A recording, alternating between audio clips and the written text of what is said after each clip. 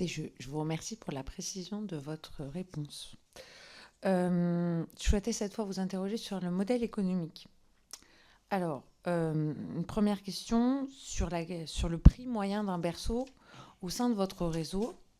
Je souhaitais savoir si vous pouviez nous détailler ça en fonction d'un berceau en PSU ou d'un berceau en page. Je pensais que ça ferait le distinguo entre les crèches et les micro-crèches, mais je constate que vous avez des micro-crèches en PSU et je veux bien que vous nous expliquiez ce mécanisme-là. Et puis, si écart il y a entre les crèches en page et les crèches en PSU, comment vous expliquez cet écart et comment, par ailleurs, vous appréhendez ces deux mécanismes de financement. Ensuite, j'avais une série de questions sur le coût de la commercialisation.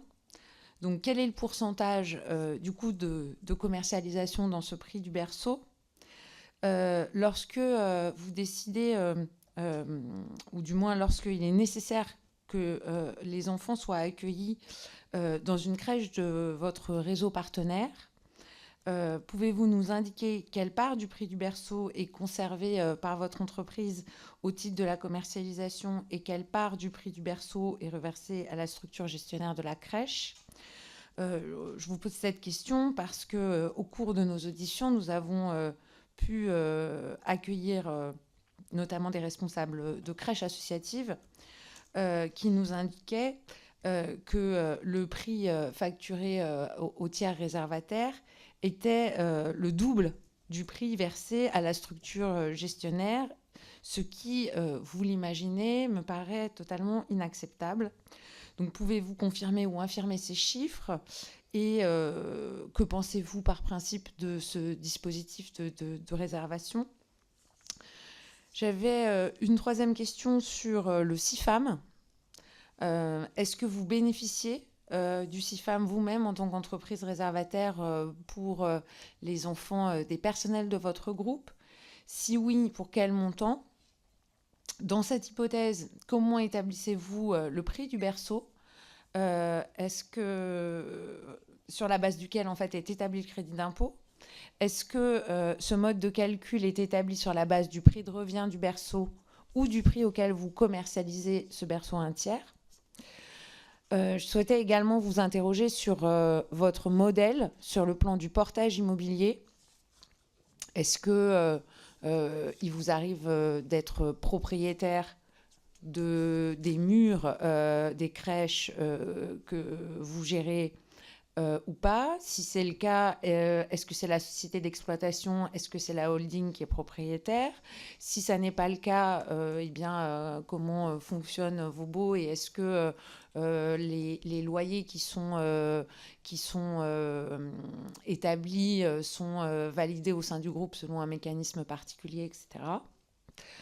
Je souhaitais également vous interpeller sur des éléments qui sont contenus dans le rapport de l'IGAS sur la qualité de l'accueil dans les crèches, qui indique que, je cite, « Pour les établissements du secteur marchand dont le tiers financeur est une entreprise, on constate une augmentation de 51,8% du compte autres charges, dans lequel sont notamment imputés les frais de siège des groupes. » Comment expliquez-vous ces chiffres ?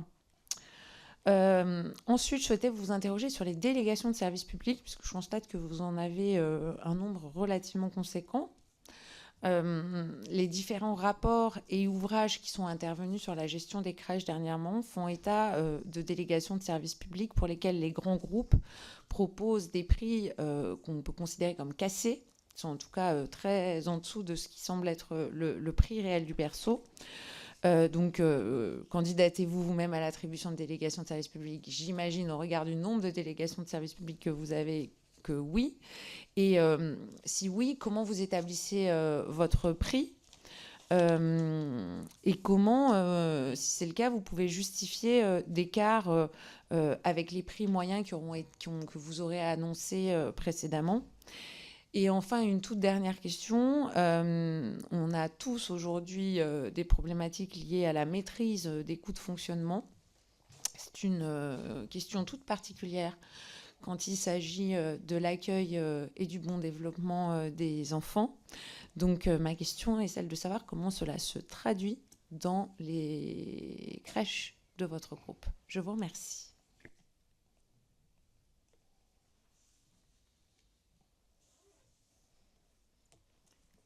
Et je me permettrai, le cas échéant, de vous relancer si vous avez oublié une question, etc. Madame Lahoz, vous pouvez y aller. Alors, j'ai noté 9 questions, je vais effectivement essayer de les suivre. Pour votre première question, qui était sur le prix moyen d'un berceau, est-ce que votre question porte sur le prix de vente ou sur le coût de revient? Le coût de revient. Alors, sur le coût de revient d'un berceau, en moyenne, je vais vous répondre en moyenne et je vous donnerai des explications. Dans une crèche en PSU, on est autour de 20 000 euros. Dans une micro-crèche, PAGE ou PSU d'ailleurs, on est autour de 25 000 euros. La différence provient majoritairement de l'effet du loyer sur la répartition du nombre de berceaux, parce qu'il y a des surfaces incompressibles dans une structure, le bureau de la direction, les locaux techniques, et donc nécessairement ça fait peser sur le coût de revient un prix plus important. L'autre élément qui est, à mon sens, très important de préciser sur ce coût de revient, notamment et principalement sur les délégations de services publics et donc sur les 20 000 euros que je vous ai cités tout à l'heure, c'est qu'il y a des réalités extrêmement différentes derrière ce coût de revient, notamment dans les délégations de services publics. Et ça répondra aussi à votre question sur le prix des délégations de services publics. Dans une délégation de services publics, on répond à un cahier des charges qui est établi par la collectivité et qui définit d'une certaine façon quelles charges on va devoir dépenser. Ce qu'il se passe dans la plupart des délégations de services publics, c'est vraiment la majorité. Le local est mis à disposition, voire, alors parfois il y a une redevance, mais qui peut être assez minime, et sur lequel on n'a absolument pas le choix. Et on le paye, ce local, il vient en déduction du prix, du chiffre d'affaires, donc nous on le paye en moins du chiffre d'affaires, mais il n'apparaît pas dans le coût de revient. Donc en fait, c'est d'ailleurs une discussion qu'on a de façon très récurrente avec la CNAF, de pouvoir d'une façon ou d'une autre, je sais que c'est la même chose pour des collectivités, je sais que c'est la même chose pour des associations, de pouvoir d'une façon ou d'une autre valoriser ce coût du loyer qui, dans une délégation de service public, est soit inexistant, soit très décorrélé de la réalité de marché, de la valeur locative standard dans la zone dans laquelle on est. Donc, ces 20 000 euros que je vous ai cités, c'est la réalité de nos comptes de charges, c'est une moyenne, mais qui ne veut pas dire grand-chose. Alors, c'est vrai que depuis ce matin, je crois qu'on a un ordre d'idée de coût de revient de 21 000 à 24 000 euros selon les groupes. Vous nous avez fait état tout à l'heure que vous aviez notamment fait le choix d'avoir un binôme de direction, plus un adjoint lorsqu'il y a 45 berceaux, donc qui devrait alourdir ce coût de revient. Est-ce que c'est inclus dans les 20 000 euros que vous évoquez ? C'est inclus, mais je pense que vous l'avez mentionné tout à l'heure, j'ai beaucoup plus de délégations de services publics en proportion que mes concurrents. Et donc, nécessairement, ça vient baisser mon coût de revient moyen du fait de cet effet du loyer. Très bien. Mais oui, c'est inclus. Alors, sur le reste des questions... Alors, sur le coût de commercialisation et de façon générale, comment fonctionne le fait de réserver des places à des partenaires. Déjà, sur le coût de commercialisation, moi, aujourd'hui, et j'ai prêté serment, donc ma réponse est extrêmement claire, je ne le connais pas. Je ne sais pas vous dire aujourd'hui le coût de la commercialisation. Je sais vous dire le coût de mes équipes en charge des partenariats, ça je le sais, mais il y a beaucoup d'autres coûts derrière ça, le coût de la personne en charge des ressources humaines qui va devoir les recruter, le coût du bulletin de salaire, il y a beaucoup d'autres coûts autour. Je ne sais pas vous dire aujourd'hui parce que je n'ai pas fait l'étude service par service du temps qu'ils allouaient à cette fonction-là. Donc je ne sais pas vous dire le coût de la commercialisation aujourd'hui. D'accord, donc vous n'avez pas l'idée de la charge salariale, c'est ça dont vous La parlez charge là salariale, si, je Oui. peux l'avoir, mais pour être très transparente, c'est quelque chose que je ne suis pas. Donc si vous la souhaitez, je vous la communiquerai. Mais je considère qu'au-delà de la charge salariale, il y a un coût complet, inclut beaucoup d'autres coûts autour de la charge salariale. Maintenant, bien sûr que la charge salariale, je peux vous la communiquer, sachant que ce qui est toujours très difficile, et notamment dans mon métier qui est, où on fait majoritairement, enfin, où on fait beaucoup en tout cas de délégations de services publics, on gagne à peu près 50% des marchés auxquels on candidate. Ça veut dire que j'ai quand même 50% de ma charge associée à ces candidatures que moi je paye quand même. Donc c'est aussi une question de comment est-ce qu'on alloue ces 50% perdus. Alors je crois que la question de la rapporteure était aussi sur la commercialisation avec des tiers entreprises. Hein. Et donc c'était aussi la question de à combien vous vendez ces berceaux aux entreprises, à combien finalement au niveau de votre partenaire, quel est le prix du berceau pour votre partenaire. Et c'est là où c'est une information quand même très importante puisqu'on a eu plusieurs réponses. Est-ce que ça peut aller du simple au double? Donc concrètement, si vous vendez 12 000 euros à une entreprise, est-ce que pour l'association, la crèche associative, c'est 6 000 euros qui lui reviennent? Alors, alors je parlais du coût de la commercialisation, c'est-à-dire ce qu'il me coûte à moi d'établir ces partenariats avec des entreprises ou des collectivités et de vendre ces berceaux. À la question sur le fonctionnement du réseau de crèches partenaires. La façon dont ça se passe, et je répondrai bien entendu à votre question sur le coût. Nous, on répond à des marchés privés, en l'occurrence, d'entreprises qui veulent réserver des places de façon assez significative, 50, 60 berceaux pour leurs salariés. On répond à ce marché-là, et après, une fois qu'on l'a gagné, ce qu'on fait, c'est qu'on prend chaque demande des familles qui ont le droit à la place selon ce que décide l'employeur. On répond à chaque demande des familles qui nous demandent une crèche, en général à proximité du domicile, évidemment ce qu'on favorise parce que c'est meilleur à tout point de vue pour l'enfant, parce que ça lui évite des temps de trajet. C'est meilleur aussi, et permettez-moi de le souligner, pour l'égalité dans les ménages, parce que ça évite qu'il y ait qu'un seul des deux parents, et je ne dirais pas que c'est souvent la maman, mais c'est souvent la maman qui fasse les trajets à la crèche. Donc la proximité du domicile est un élément important pour les familles, et clairement c'est quelque chose que nous poussons pour le bien-être de l'enfant et des familles. Donc quand les familles nous demandent une place, soit nous avons une crèche à proximité, et c'est tant mieux, soit nous n'en avons pas. Et dans ces cas-là, nous allons chercher une crèche partenaire. Alors soit on l'a déjà, soit on va la chercher pour répondre aux besoins de la famille. Et là, nous contractualisons, nous définissons un prix à ce moment-là avec la crèche partenaire. Vous imposez un prix? Non. Ah non, on négocie un prix. Non, on négocie un prix à chaque fois. Il n'y a pas de prix imposé. Donc on a des conventions de partenariat avec les membres, les crèches, qu'elles soient privées ou associatives de notre réseau.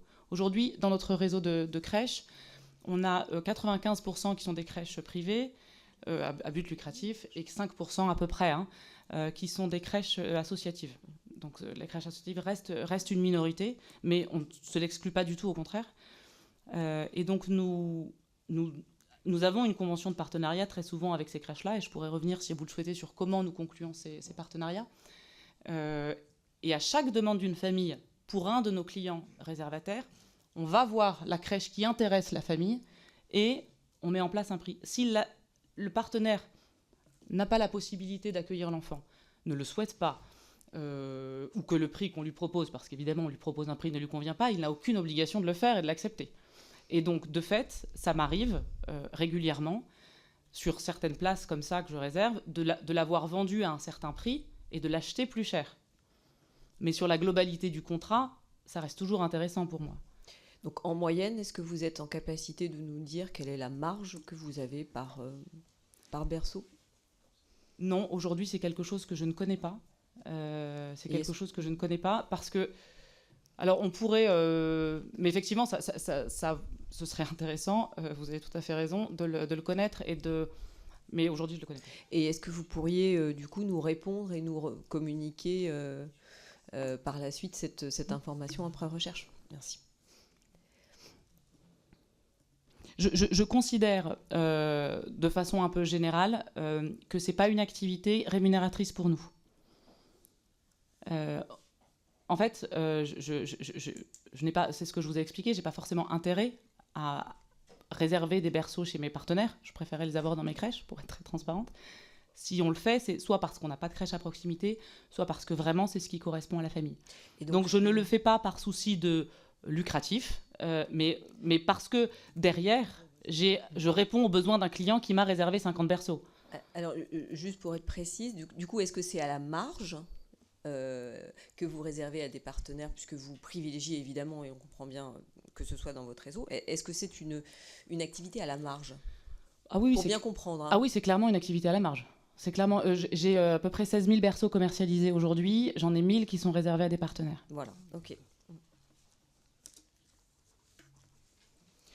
Si je continue peut-être sur la suite de vos questions, Madame la rapporteure, vous avez posé une question sur le CIFAM. Oui, aujourd'hui, nous bénéficions du CIFAM pour un montant d'à peu près 300 000 euros pour nos salariés, au bénéfice de nos salariés. Et nous calculons le prix du berceau sur la base du coût de revient. Donc sans ajouter quoi que ce soit. On a eu des contrôles fiscaux qui n'ont pas remis en cause ce mode de calcul. Donc pour l'instant, c'est comme ça que nous fonctionnons.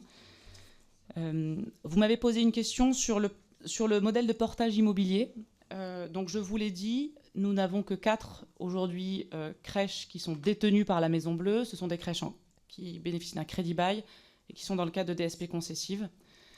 La totalité de nos autres crèches, donc des fameux 134, si ma mémoire est bonne, ou 136 multi-accueils en propre, plus les micro-crèches en page, sont louées à des bailleurs. Alors on a tout type de bailleurs. On a des bailleurs privés, on a des plus gros bailleurs.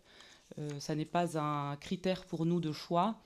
La façon dont on décide ou pas de signer un bail, c'est évidemment en fonction du coût du loyer, et on le compare à la valeur locative de marché qu'on connaît et qu'on analyse. Et si le loyer est trop cher, on négocie ou on ne signe pas. Donc c'est comme ça qu'on fonctionne, à nouveau, quel que soit le type de bailleur. Alors historiquement, on a eu quelques crèches qui étaient détenues par le groupe, une quinzaine, qui aujourd'hui n'appartiennent plus au groupe. En toute transparence, elles appartiennent à Sylvain Forestier lui-même, parce que j'imagine que c'est une question que vous vous posiez. L'évaluation de la cession de ces baux a été faite, sauf erreur, mais peut-être que je me trompe, mais 2018, quelque chose comme ça, 2019. Je retrouverai la date exacte.